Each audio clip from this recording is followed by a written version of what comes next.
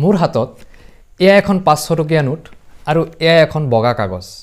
আপুনি যদি 500 টকীয়া নোটখন লৈ বজাৰত কিবা বস্তু কিনিবলৈ যায়, এই 500 টকীয়া নোটখন গ্ৰহণ কৰিবলৈ কোনো অমান্তি নহয়।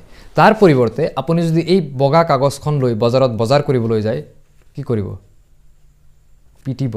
এই খালি কাগজখন লৈ বজাৰ কৰিব গলে এনেকৈ ক'ব, निकल लौड़े, पहली फुर्सत में निकल, कोई जरूरत नहीं हिंदुस्तान को तेरी, पहली फुर्सत में भोसड़ी के निकल।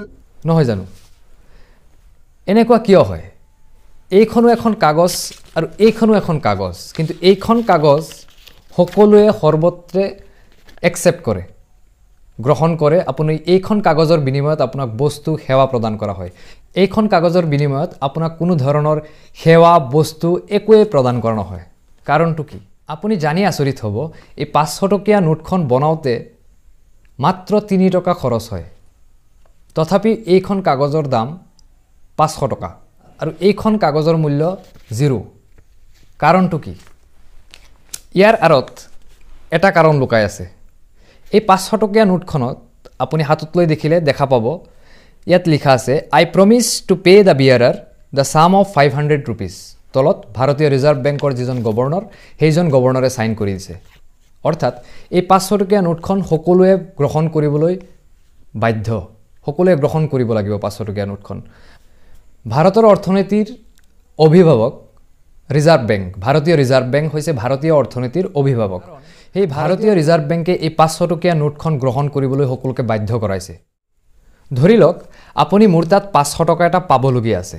মই যদি এই 500 টকাৰ সলনি আপোনাক ফোনপে, গুগল পে অথবা এমাজন পেত অনলাইন বেচিছত ডিজিটেল কাৰেন্সিত ট্ৰান্সফাৰ কৰোঁ, তো তেতিয়াও আপুনি সেই টকাখিনি ল'বলৈ বাধ্য। আমি সততে এটা কথা শুনা পাই আছোঁ, ক্ৰিপ্ট'কাৰেন্সি বিটকইন। আচলতে ক্ৰিপ্ট'কাৰেন্সি আৰু বিটকইননো কি? নমস্কাৰ, মই এহতাছ আমুল এটা তথ্যমূলক ভিডিঅ'ৰ সৈতে আপোনাৰ আগতে আজি উপস্থিত হৈছোঁ। ক্ৰিপ্ট'কাৰেন্সি আচলতে এটা ডিজিটেল কাৰেন্সি, যাৰ কোনো এনেকুৱা ফিজিকেল এক্সিষ্টেঞ্চ নাই।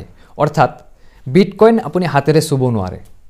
আপোনাৰ একাউণ্টত 10,000 টকা থাকিলে সেই টকা কেৱল আপুনি নম্বৰতহে দেখা পায়। আপোনাৰ একাউণ্টত যেতিয়া টকা থাকে, সেই টকাখিনি কেৱল নাম্বাৰতহে শ্ব' হয়। অৰ্থাৎ আপোনাৰ একাউণ্টত যদি 10,000 টকা আছে, সেই 10,000 টকা আপোনাৰ একাউণ্টত শ্ব' কৰিব। তাৰ বিনিময়ত আপুনি বেংকত গৈ সেই টকা উইথড্ৰল কৰিব পাৰে, আপোনাক এনেকুৱা কেছ প্ৰভাইড কৰিব বেংকে। ক্ৰিপ্ট'কাৰেন্সিবোৰ কি? 500 টকীয়া নোটখনৰ দৰে ক্ৰিপ্ট'কাৰেন্সিৰ কোনো ফিজিকেল এক্সিষ্টেঞ্চ নাই। আপুনি বিভিন্ন ৱালেটৰ মাধ্যমত এই ক্ৰিপ্ট'কাৰেন্সিসমূহ কিনা বেচা বা ষ্টক কৰিব পাৰে বা আপুনি জমা ৰাখিব পাৰে। 2020 চনৰ আগলৈকে এই ক্ৰিপ্ট'কাৰেন্সিসমূহ ভাৰত চৰকাৰে অবৈধ বুলি ঘোষণা কৰিছিল আৰু ভাৰতৰ কেন্দ্ৰীয় যিখন বেংক আছে ৰিজাৰ্ভ বেংকে বেন লগাই দিছিল ক্ৰিপ্ট'কাৰেন্সিৰ ওপৰত। কিন্তু 2020 চনৰ মাৰ্চ মাহত ভাৰতৰ মহামান্য উচ্চতম ন্যায়ালয়ে এই ক্ৰিপ্ট'কাৰেন্সিৰ ওপৰত থকা বেনসমূহ উঠাই লয় আৰু ভাৰতত ক্ৰিপ্ট'কাৰেন্সি লিগেল কৰি দিয়ে। অৰ্থাৎ ক্ৰিপ্ট'কাৰেন্সিৰ যি কিনা বেচা, সেই কিনা বেচা বৈধ বুলি ঘোষণা কৰে। কিন্তু শেহতীয়াকৈ ভাৰত চৰকাৰে এই ক্ৰিপ্ট'কাৰেন্সিৰ ওপৰত এখন বিল অনাৰ চিন্তা চৰ্চা কৰি আছে। কাৰণ এই 500 টকীয়া নোটখনৰ দৰে ক্ৰিপ্ট'কাৰেন্সিৰ ওপৰত ভাৰত চৰকাৰৰ বা কেন্দ্ৰীয় ৰিজাৰ্ভ বেংকৰ কোনো ধৰণৰ ৰেগুলেশ্যন নাই। গতিকে ভাৰত চৰকাৰে এই ক্ৰিপ্ট'কাৰেন্সিসমূহ ৰেগুলেট কৰিবৰ কাৰণে এটা বিল পাছ কৰিব ওলাইছে।